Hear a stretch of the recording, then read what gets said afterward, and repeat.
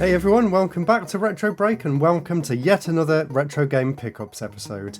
In this one I've got loads of really exciting stuff, but I'm going to start with 4 games for the original Game Boy that I picked up in Birmingham recently from what I'm calling a secret game shop. And it is definitely a secret because, as you can see, Digbeth is just in a complete state at the minute with all the different roadworks, and you would never find this place if you were just walking around. You really need to know exactly where to look. Anyway, to get to the shop, it's in this place called the Zellig building, and you have to go past this virtual reality experience bit here and turn left to go through this, what looks like a closed shop entrance. You go through there into an arts exhibition centre, go down some stairs and take a left, and the shop will be right there on the left on the bottom floor. I was actually asked to go there to film a video tour for them, but they were still in the process of actually setting the shop up. But as you can see from the video that's playing over the screen right now, it looks already like it's shaping up to be an incredible retro gaming shop, and like I said, while I was there I did pick up 4 games for my Game Boy collection, so let's take a look and see what those are. And on the topic of Game Boy games, I was actually really excited to find this again because I thought I'd lost it. This is something that I got on Kickstarter a while ago, and it's basically a checklist here that goes through every single Game Boy game that was released in every region around the world. And as I'm trying to get a full set of UK released games, this is going to be really useful in the future. So I'm actually going to spend a rainy day just sitting down and going through every cartridge that I've got to add it into this book here. And then I can actually take this with me when I'm visiting shops like Deadpan Robot to actually know which games I've got and which ones I haven't. Unfortunately, you can't actually get this book anymore, but I will put a link in the description to the Game Boy database website where you can get all the same information and you can build your own lists that way. Anyway, the 4 games that I got, the first one was Drop Zone, which is a fantastic arcade game, and it plays really well on the Game Boy too. I actually played this one for a while on the train on the way home from visiting the shop, and I was really enjoying it. It's one of those games where the more you play it, the better you think you're actually becoming at the game and the further you can progress. But while I was capturing footage yesterday for this video, I've basically lost any sense of skill that I had for the game and it's back to square one. But Drop Zone is a really great arcade game if you want one for the Game Boy. Next is a Tiny Toons game, and this one's kind of generic. This is Tiny Toons Adventures 2 Montana's Movie Madness. And as you can see, there isn't really anything special about this game. It's a very basic, straightforward platformer, but it looks really nice. It has nice big sprites, and the frame rate's really good as well, so you can't really go too wrong with this one. Now next is another arcade game, and I could swear that I've got this game on a different system because I'm sure I remember seeing this in colour and with a much nicer frame rate. This is a game called King of the Zoo, also known as Penguin Wars or something like that, I think, in different territories around the world. Anyway, basically what you have to do in this game is choose an animal, and then you run around the bottom of the screen picking up balls and throwing them at your opponent's side, and when they land on their opponent's side, if you manage to get them to all land, then you move on to the next level. It's a really simple concept, but it's a really fun game, and it works quite well on the Game Boy too. I'm actually quite impressed by some of the physics in this game as well, when you hit the opponent's ball and they sort of bounce off each other at a certain angle. So yeah, quite impressed by this one. And the final game, and a game that I've wanted for a long time, because if we go back to my checklist, it's always at the top of the list, because this is a game beginning with the letter A. This is Alien 3. And as much as I love the console versions of Alien 3, when I tried playing this one, I had no idea what I was supposed to be doing or where I was meant to be going. I just wandered around aimlessly for about 10 minutes and followed some people around inside these corridors, but I really didn't know what to do, so let me know in the comments whether you've ever played the Game Boy version of Alien 3. So that was a look at what I got from Deadpan Robot, but I've got a load of other really exciting stuff too. Let's move on to some 3DS games, as my recent videos about the 3DS have done really well. So I was a little bit excited after that, and I picked up a few more games for the collection. Let's start with these two, because I picked these two up while I was away in London for work last week. They are Shovel Knight, which is of course an amazing game for a variety of different consoles, but the reason I wanted the 3DS one in particular is because it has some really great 3D, actual stereoscopic 3D effects in this game. Like I said in my 3DS videos, I love 2D pixel art games for the 3DS that really give that really nice layered backgrounds, and they did it incredibly well with Shovel Knight. I played it for a few hours and I'm really impressed with the 3D. And the game plays just as well on this as it does on any other system. And the other game I picked up there was a bit more expensive and a bit more sought after. I was really excited to see this one on the shelf actually. This is Legend of Legacy, a really sought after JRPG for the system. I've only played it for about half an hour so far, but from what I've played, it seems like a really traditional turn-based JRPG with a really nice visual aesthetic. I like the way the things pop up like a pop-up book in the game. It looks really nice. So let me know down in the comments whether you've ever played this game. Let me know whether it's worth playing after I've finished Stellar Glow, which is the game that I'm playing on the 3DS at the minute. Now, unfortunately, these next two aren't quite as exciting. Let's start with this one, which is a huge letdown. This is Rodeo the Sky Soldier, and yes, I know it's a terrible game. I got it day one on the Wii U and it was one of my most disappointing day one games of all time. It did come with the Wii version though, which was pretty good, but this 3DS version is the Wii U version, but even worse. The graphics look awful. The frame rate runs at about 10 frames a second. Honestly, I just picked this one up out of morbid curiosity, honestly, and you know, it kind of lived up to my expectations, but I wasn't really expecting much. But don't go in it thinking that this is a hidden gem or anything, because it's really not. And the last 3DS game I got here has a really nice lenticular cover. This is Steel Diver. And this is actually one of the first games that I ever played on the system. I played a demo of it way back at MCM 2011, I believe, before the 3DS was even out. So I do have really fond memories of this game, but I've only ever played the demo, so really happy to have the full version of the game, and I think it was only like £2 or £3 as well. So you really can't go wrong for that. Now for some more Nintendo handheld games, this time for the Game Boy Advance, and I got these from a variety of places. So let's start with these three that I've got here, and I got these off one of my girlfriend's colleagues at work. So I got Fire Emblem Sacred Stones for the GBA, a game that I've wanted for a long time. So there we go, haven't really had a chance to play these yet though. Mega Man Battle Network 5, another game that I've always wanted for the GBA. I think I've only got one left, and I think that's Mega Man Battle Network 2 that I'm missing. 2 and 6 actually, 2 and 6. Now this next one is unfortunately a fake, but it does seem like a really interesting game. This is Summon Night 2, but as you can see there on the label, it doesn't really look that good, and you can tell that it's a fake as well because it's a different colour than the official one. And the final one we got here, this is actually a game that I picked up in Super Game Shack, which I went to a few weeks ago and did a video tour on, but for whatever reason I forgot to include it in that video. So I also did get DK King of Swing for the Game Boy Advance there as well. Not really a game that I enjoy that much. There you go, you can see it now. Not really a game that I enjoy that much because of its reliance on the L and R buttons, especially if I'm playing it on the Analog Pocket, because the L and R buttons on that system are really horrible. So it doesn't really play that well on my GBA of choice these days, unfortunately. But some really cool games there, so I'm glad to have them at least. Now, of course, I can never get through one of these videos without talking about some homebrew games, and I've got a bunch here that were sent over to me by Incubate. Some of these I've already done videos on in the past, and some of these are brand new to me, so this is basically everything they sent over. So there's 5 games here.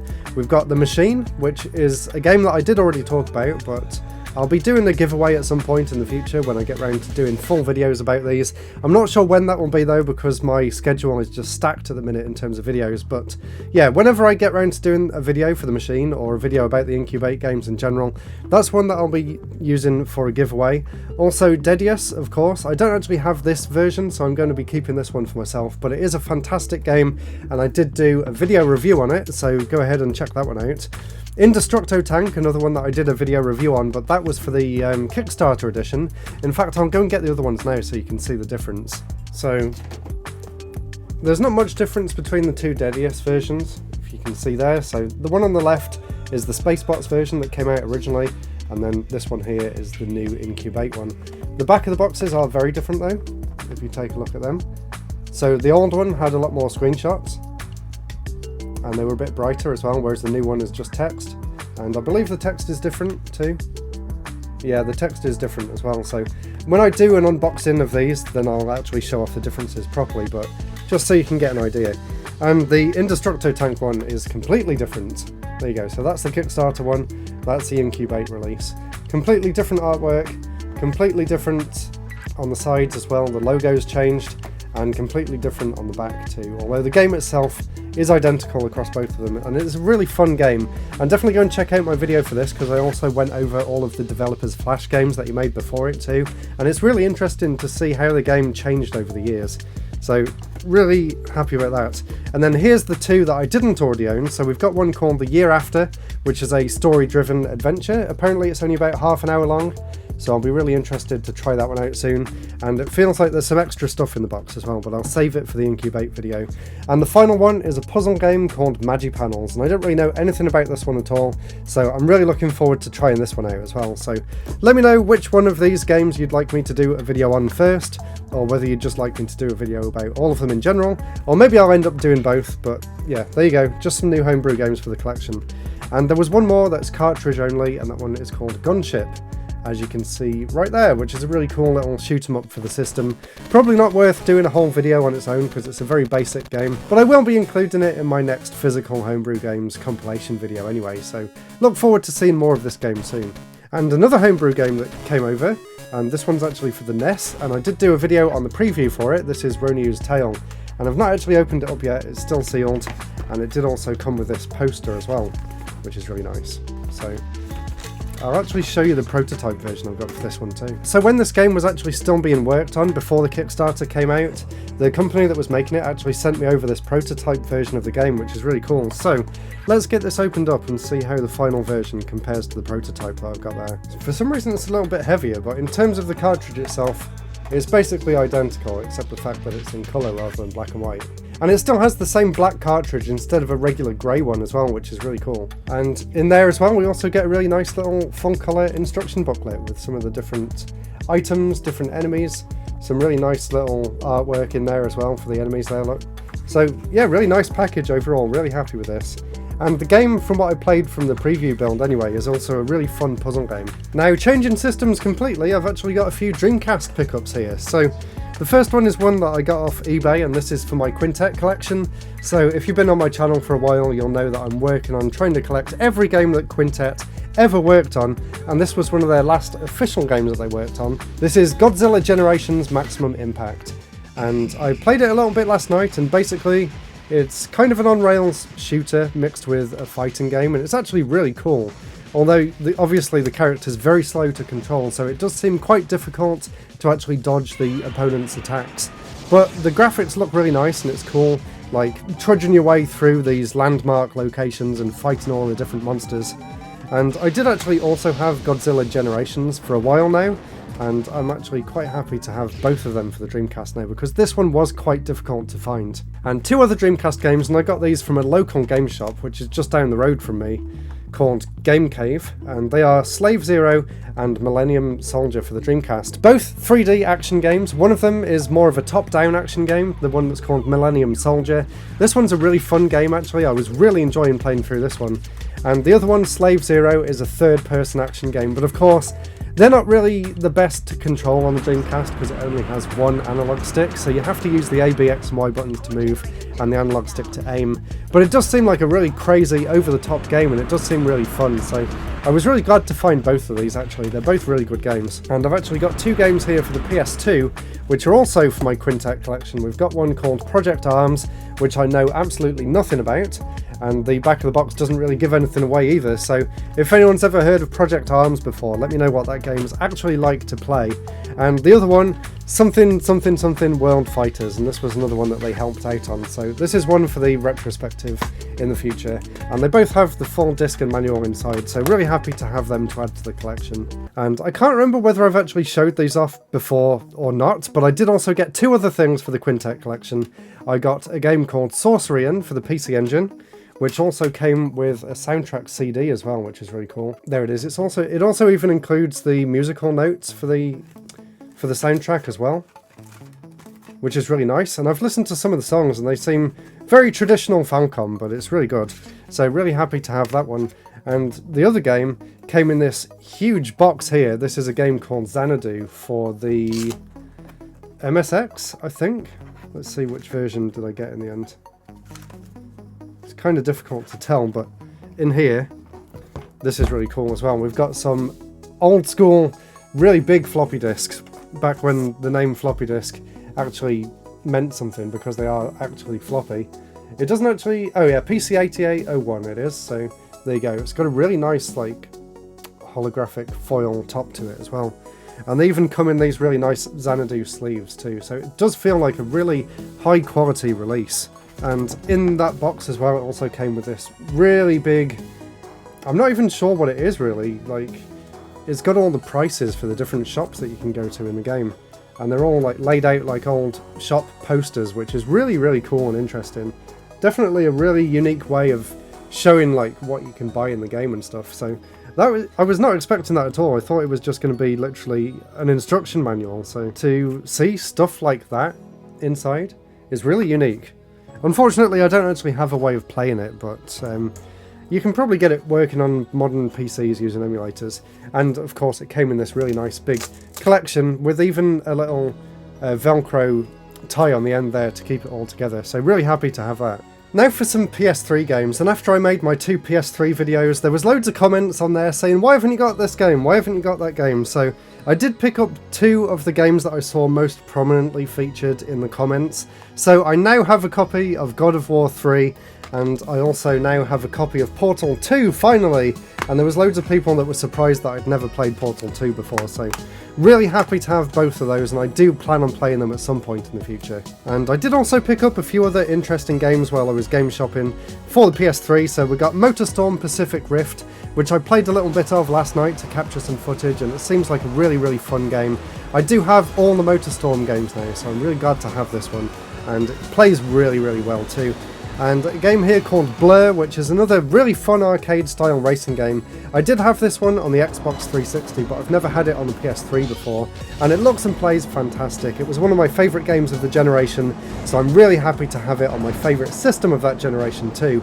And again, I was playing this one last night and I had a blast. And 2 games that I haven't played yet, but I heard they're both really good. First is Heavenly Sword, and I believe this game was made by the same company that went on to make Enslaved Odyssey to the West, which of course I included in my top 15 PS3 games, so I'm really curious to see how the game they made before that actually plays and performs on the system too. And the last one is a game called Overlord Raising Hell, and I really enjoy the Wii game. I actually included that on my hidden gems list for the Wii, so really curious to see how the PS3 game differs in comparison to the Wii game that came out around the same time. So that's what I got for the PS3, and now to end this video, let's have a look at something a little bit more modern. Let's have a look quickly at a few Switch games that I got. So of course I picked up Splatoon 3, and I've been loving playing this one in multiplayer. And thankfully, now that downstairs is actually sorted out as well in the house, we've actually got the TV up on the wall above the fireplace, and I can finally sit back and relax and actually play the Switch down there. So been really enjoying playing through Splatoon 3 at the moment. We also have Xenoblade 3 here, which I haven't opened just yet. I'm waiting until I've got a bit more free time to sit down and really enjoy this one, because I absolutely loved playing the first 2, and I actually played those 2 around Christmas time, so I might end up doing the same for this when I've got a bit of time off work, so really looking forward to that. A game that came over from Limited Run, which I haven't had a chance to play yet, is Axiom Verge 2, and I loved the original. I was kind of sad that this one didn't come with a Blu-ray like the first one did, because I loved all the behind-the-scenes stuff that was on that. But even so, really looking forward to getting stuck into Axiom Verge 2. And the final game, and another one that I don't know when I'm going to be able to play this, it's another RPG. This is Live Alive, or Live Alive, that came out recently. Of course, it's a remake of the Super Famicom original, which I do actually have. I just went to grab it off the shelf there, so I don't know which way around the thing is. That way. There we go. So yeah, that's how the original looked. That's how the new game looks. So you can see it's kind of a similar box art than the original, but I really enjoyed the original. I actually played it with a translation patch a long time ago. So when they announced that they were doing a remake of it, I was just really surprised, because I didn't even think they remembered that this game existed. So really looking forward to giving it a go. Let me know in the comments whether any of you guys have actually played Live or Live Alive. Let me know whether it's worth checking out. And if you want to see more pickups, I've done loads of these episodes now, so click the playlist here and you can watch about 70 more pickups videos.